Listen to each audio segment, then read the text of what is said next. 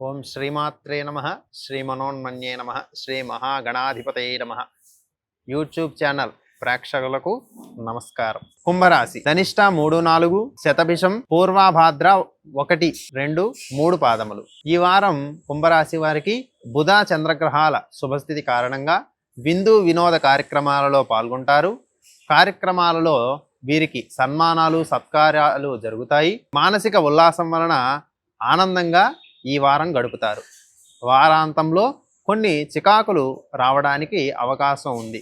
జ్ఞానానికి సంబంధించినటువంటి పనులు ప్రారంభించడానికి ఉత్తమమైన అనుకూలమైనటువంటి కాలం. ఇతరులతో మాట్లాడేటప్పుడు ఆచితూచి వ్యవహరించాలి.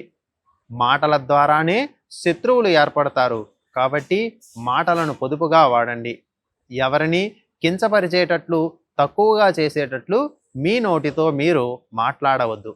కుంభరాశి వారికి సహజంగా ఉండేటటువంటి హేళనాభావం అనేటటువంటిది ఈ సమయంలో వీరికి తగదు. కాబట్టి ప్రతి వ్యక్తిలో కూడా పరమాత్మను చూస్తూ వారితో సత్సంబంధాలను పెంచుకోండి. ఈ వారం కుంభరాశి వారు లలితా సహస్రనామ పారాయణ చేయడం ఎంతో ఉత్తమం.